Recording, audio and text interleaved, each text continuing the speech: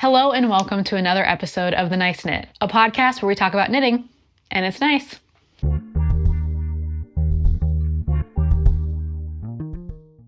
My name is Laramie, and today on the podcast, we are talking about a sweater. Now, normally on the podcast, I would talk about all the things I've been working on, recent things that I finished, upcoming projects that I want to cast on. But in the last 3 weeks since I filmed a video, I have only been working on one thing. I have not even started my February socks, and I'm hoping to cast onto those maybe this weekend. But in the meantime, I have been knitting like crazy on a sweater. Now, if you watched my 2025 knitting goals video, my knitting bingo video, you may recognize this pattern.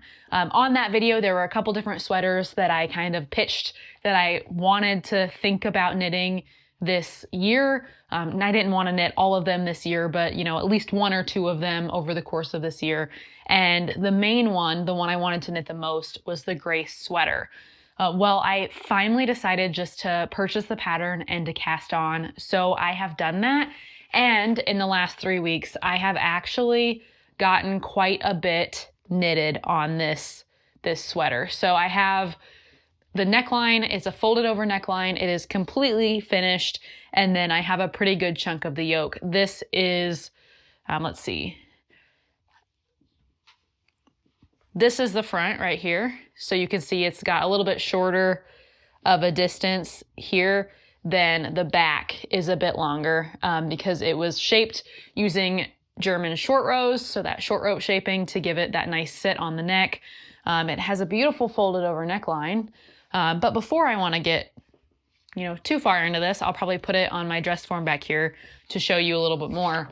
I wanted to tell you a little bit about the sweater. So the Adorable Gray Sweater is a design by Adorable Knits. Dorothy is the name of the designer. It was published in May of 2004, and I did purchase this pattern through Ravelry. It is a folded over neckline. You've got 1x1 rib, 1x1 rib cuff, and then it's also a raglan sleeve, and it's knitted in the round continuously, and I am already in love with this pattern. Now, before I get into all the different things that I've observed so far, I do want to tell you a little bit about the yarn that I have here. So I originally purchased a sweater quantity of this yarn. This is the Eddie Bauer Woolpaca DK weight, 20% alpaca, 80% merino superwash in the colorway Blue Spruce. But I had this on hand from a previous project that I ended up frogging. And this is Surrey Stratus. It is, I believe, 75 or 80% alpaca and 20 to 25% nylon, but it is super soft. And in that last podcast episode, I had debated about whether or not I wanted to hold these together or just knit it in the Eddie Bauer color. And I decided after knitting a swatch that I loved the fabric that this created. This fabric is the softest thing I think I've ever felt in my life. It is so soft. It's incredible. The Eddie Bauer Woolpaca is already pretty soft because it has that alpaca in it, but adding more alpaca, man, I can't believe how much of a difference it made. This is a buttery sweater, and it's actually way softer than my other sweater, which is already pretty soft. So I'm very excited about that. So I'm really glad that I decided to pair these together. I've never used mohair. I know you can also pair mohair double, but I don't even know what mohair feels like. I've never had mohair yarn. I've never used mohair yarn, so I can't compare it. But so far, the experience of holding this double has been really nice. It hasn't slowed down or affected my knitting flow. So I'm very excited about that. But let me put this on my dress form and we can talk more about the pattern. I would like you to meet my dress form. This is Justine. She is the lovely lady that lives in my house and models all of my clothing and my knitwear for me. I use her mostly when I sell things on Poshmark so that people can see the clothing on a human body without it being my human body. But I also just use her to display my knits sometimes. And then she's also just like part of the decor in my house at this point. But this is what I have so far for the Grace sweater. Now I have my needles in here still, so it's not going to lay perfectly flat. And it is also, you know, stockinette stitch, so it's going to want to roll. A couple things to note. When I was working on this at my mom's house, I just forgot to bring stitch markers. So I am currently using, I don't know if you can see that. I'm currently using paper clips to mark most of my stitches. I have one regular stitch marker in here, but the rest of them are just paper clips, and it's working just fine. I've knitted this folded over neckline. It's got this really cute area where it's a row of pearls instead of knit to kind of differentiate the neckline from the rest. And then you've got your like raglan increases here that are almost invisible with this extra alpaca layer. But I haven't gotten very far into this, obviously. I've only put a couple of hours, maybe a few more than a couple of hours into knitting this. I'd say the neckline took the longest because before I folded it over, I mean, imagine it was double. And I'm very slow at knitting one by one rib. I have to like think it through as I'm doing it. And it's so easy for me to get off if I like get distracted. And then I have to like rip back and then start over again. And this is my first attempt. It's not technically my first attempt, but it was my first knowledgeable, like thought through attempt on knitting a folded over neckline. So in the pattern, she has you fold it over and knit it directly to like your live stitches to your cast on edge so that you don't have to sew it later. And I was honestly very intimidated by that. But then when I sat down and did it, it actually made a lot of sense. Like it was really slow going. But once I figured out what stitches I was supposed to pick up, it then became very like rhythmic because I knew exactly what part of the stitch I was grabbing into, even though it's kind of hard to see my stitches because of that extra mohair, or excuse me, extra alpaca held with it. Another thing that I love about this pattern, and I almost wish that this was the first sweater pattern that I had tried to knit, but I didn't even know it existed at the time. I love that the way that the author describes short row shaping.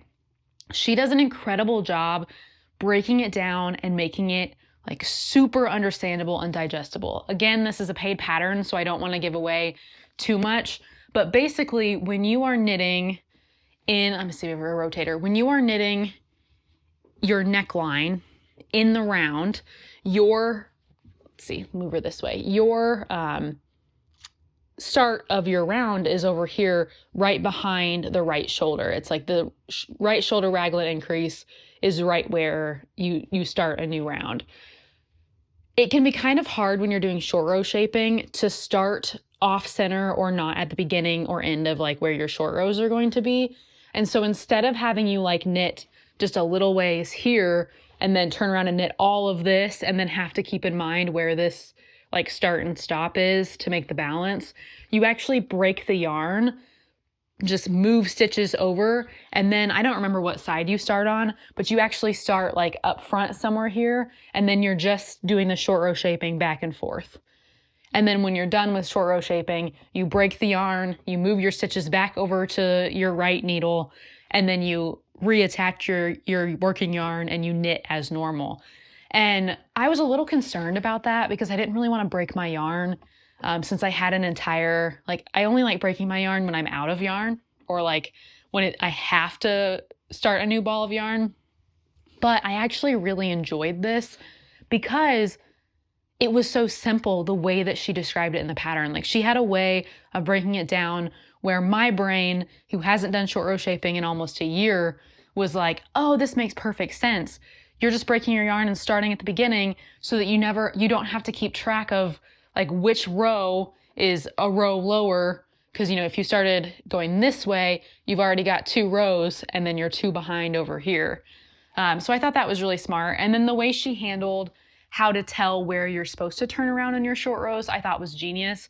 I don't think it's giving too much away if I say that she just has you put a stitch marker right after the last stitch or like the turn the turning stitch of your short row, so that when you go back, you just knit, like when you get to the stitch before before the stitch marker, you know that that's one that you have to stitch both of the legs of the turning row together.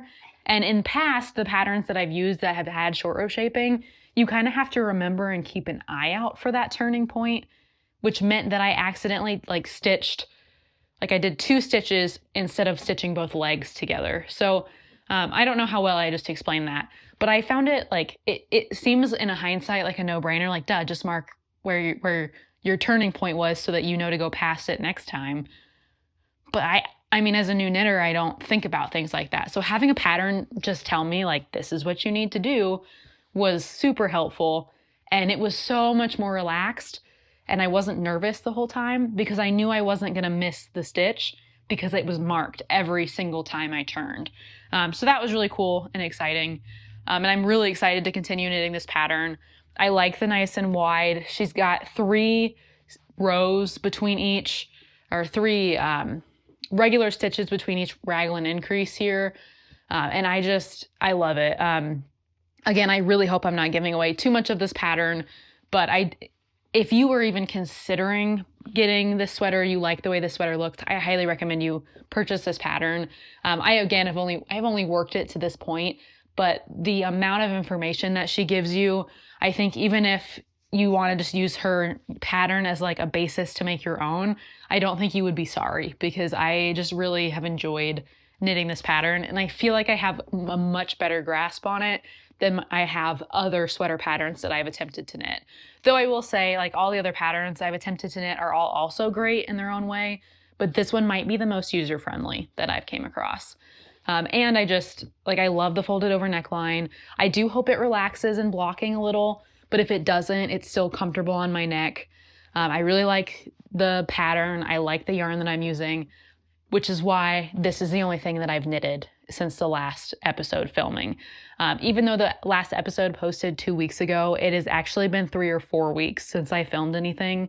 The semester just started at the school that I work at, and so I kind of had to take some time off of my fun hobbies to do my, actual job, which I do love. I'm a teacher. I love teaching, but sometimes when you teach all day, the last thing you want to do is talk to a camera at night. So I had took a week off, but we're back with this particular sweater. I've also been doing a lot of reading, which has been really fun and nice to get back into reading for fun. Every year I read a crap ton of textbooks. So actually reading a novel was really fun. And I've completed 2 books this year so far. And then I have read, or I've started reading 2 more. And then I have, excuse me, Justine. And then I have 1 more book that I really want to start reading. I just got it in the mail the other day. It was Black Butterflies by Priscilla. I'll put it in here. I just think that the story sounds really, really good. And it was also shortlisted for the Women's Prize in Fiction in 2023, I believe. And so I'm really excited to read that one, but I have forbidden myself from opening it until I finish the 2 that I am currently reading. But that is all I wanted to talk about today. I just wanted to show you my sweater, introduce you to Justine. I do have one more lovely lady. Let me get Justine out of the way. Let's see if you can see her. Yeah, I do have one more lovely lady right here. Her name is Darlene. I named her after a wonderful lady who I'm not related to, but I always thought of while she was alive as my Iowa grandparent. So she is family, just not by blood. And in honor of her and in honor of this antique dress form that I just think is super cool and she just gets to exist as decor in my house, I named her Darlene. So I've got Darlene back here and then Justine just off camera. And those are my roommates. Those are my lovely ladies that live with me. But that's it. That's all I wanted to talk about. If you want me to start talking about books on these podcasts too, just give a little update of what I'm reading. I am currently trying to expand my, all the different types of books that I read. When I was younger, I read a lot of young adult novels. And then in the last 5 or 6 years, I've started reading a lot of mysteries and then branching out into literary fiction, some historical fiction, some romance, but not a whole lot. It's not my favorite genre. But the last book that I finished reading, I would actually love to talk about. So maybe I'll just make a video about it. I don't know. But yeah, if there's anything you want to see on the podcast, please let me know. Otherwise, hopefully I will get another video up next week with, I'm going to make a promise. This week, this second week in February, the coming week, I am going to cast on my February socks, because if I don't cast on my February socks, they will not get done in February, especially since this is a short month. And I need every minute that I can get, especially now that I'm back in school. But on that note, take care, and I will see you in the next video. Bye.